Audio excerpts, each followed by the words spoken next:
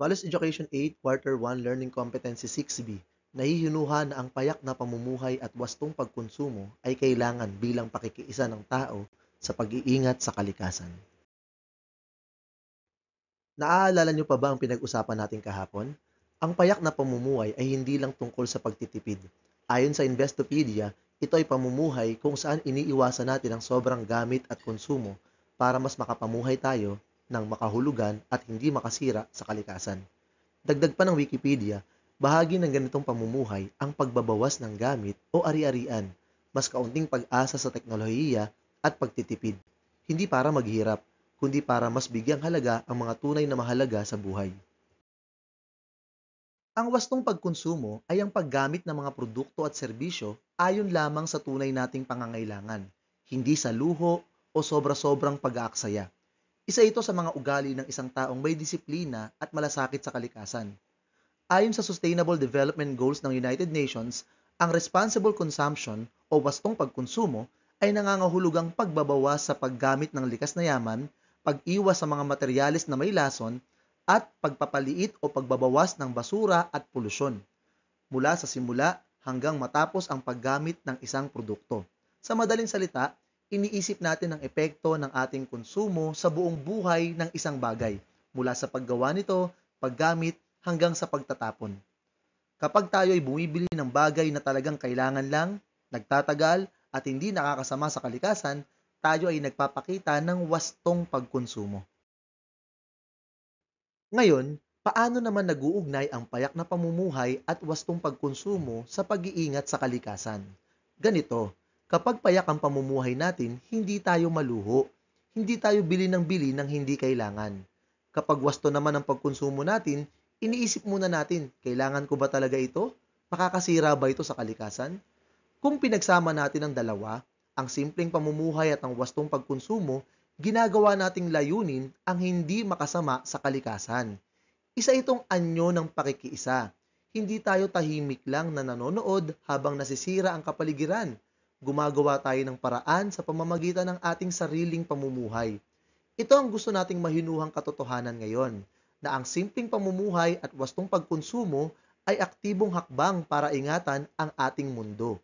Ngayon, naipakita na natin kung paano ang payak na pamumuhay at wastong pagkonsumo ay nakakatulong sa pag-iingat sa kalikasan. Ngayon naman, suriin natin ang ilang sitwasyon sa mga susunod na slides. Pansinin natin kung paano ang mga tauhan ay nagpapakita ng pagmamalasakit sa kapaligiran sa kanilang simpleng pamumuhay. May matututuhan tayong lahat mula sa kanilang mga halimbawa. Araw-araw gumagamit si Igris ng shower sa kanyang paliligo na inaabot ng 20 hanggang 30 minuto. Subalit nang mabalitaan niyang may panganib ng kakapusan ng tubig ang kanyang komunidad dahil sa tag-init, agad niyang binago ang kanyang paraan ng pagligo. Mula sa paggamit ng shower, siya ay gumamit na lamang ng tabo at nililimitahan niya ang paggamit ng tubig sa isang timba. Mga tanong: anong pagbabago ang ginawa ni Igris?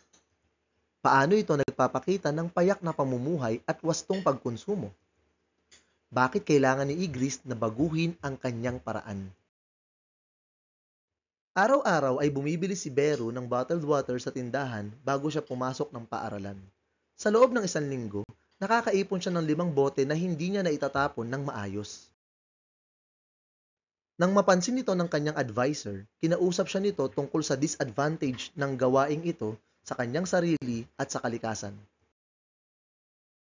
Simula noon, nagdadala na siya ng sariling tumbler mula sa bahay upang makatipid at mabawasan ang kanyang basurang plastik. Mga tanong: bakit mahalaga ang desisyon ni Beru na gumamit ng reusable items? Paano ito nagpapakita ng simpleng pamumuhay at matalinong paggamit? Bakit kailangan ni Beru na baguhin ang kanyang paraan? Nang makatanggap ng dagdag na baon si Bellion mula sa kanyang nanay, naisip niyang bumili ng bagong modelo ng cellphone na ginagamit din ng kanyang mga kamag-aral. Gayunpaman, maayos pa at gumagana ng mabuti ang cellphone na ginagamit niya sa kasalukuyan. Naisip niyang hindi naman ito tunay na kailangan at mas makabubuting ipunin na lang niya ang sobrang pera sa kanyang baon. Dahil dito, pinili niyang huwag nang bumili at gamitin na lamang ang bagay na mayroon siya. Mga tanong: ano ang ginawa ni Bellion sa halip na bumili agad ng bago? Paano ito nagpapakita ng payak na pamumuhay? Bakit mahalaga ang naging pasya ni Bellion? Ngayon, titingnan natin ang tatlong simpleng paraan mula sa Rights of Nature PH para pangalagaan ang mga likas na yaman. Pero isusulat natin ito sa Filipino para mas madali nating mayugnay sa payak na pamumuhay at wastong pagkonsumo. Una, iwasang magsayang ng yaman. Hindi lang tubig ang mahalaga, pati kuryente at gasolina. Ang maliit na gawain tulad ng pagpapatay ng ilaw kapag hindi ginagamit o tulad ni Igris na gumamit ng timba at tabo sa halip na shower ay malaking tulong na.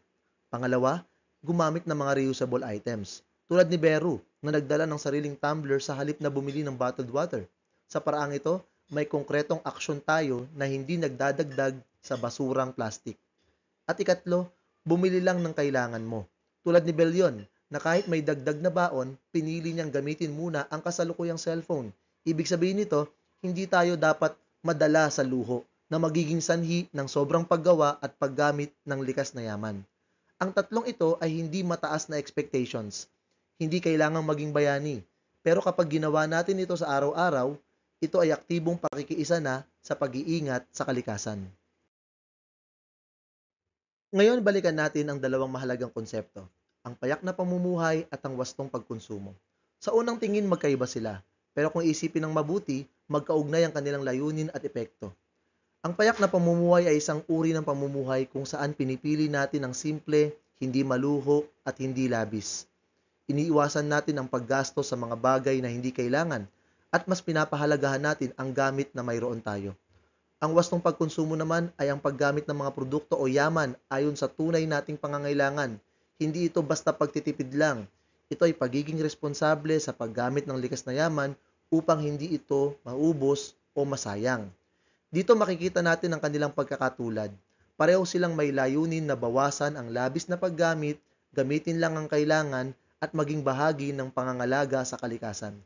Sa parehong paraan, tinuturuan tayo ng mga ito na maging makatao at makakalikasan sa ating pamumuhay. Sa madaling salita, ang isang taong namumuhay ng payak ay kadalasang may wastong pagkonsumo.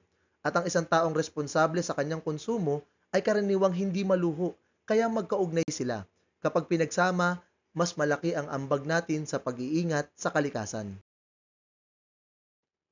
Hindi natin kailangang gumawa ng napakalaking hakbang para makatulong sa kalikasan. Minsan, ang pagbabago ay nagsisimula sa mga simpleng desisyon, gaya ng paggamit ng tumbler, pagtitipid ng tubig, o pag-iwas sa pagbili ng mga hindi naman talaga kailangan. Ngayon, pag nilayan mo, sa sarili mong buhay, saan ka pwedeng magsimula? Paano mo may papakita na kaya mong mamuhay ng payak at responsable para sa kapaligiran? Pagsasanay, isulat ang T kung ang pangungusap ay wasto o M kung hindi. 1. Ang payak na pamumuhay at wastong pagkonsumo ay paraan ng pakikiisa sa pag-aalaga o pag-iingat sa kalikasan. Ito ay tama. 2. Mas mainam bumili ng mga bagay kahit hindi kailangan upang makasabay sa uso. Ito ay mali. 3. Ang paggamit ng reusable items ay isang hakbang sa pagpapababa ng basura sa kapaligiran. Ito ay tama. 4. Hindi mahalaga kung gaano karami ang ginagamit mong tubig, basta nagbabayad ka naman. Ito ay mali. 5. Isa sa mga paraan ng simpleng pamumuhay ay ang paggamit ng kung anong meron bago bumili ng bago. Ito ay tama. At hanggang dito na lamang po ang ating aralin sa araw na ito. Sana po ay may natutuhan kayo. Salamat po sa panonood at pakikinig. Paalam!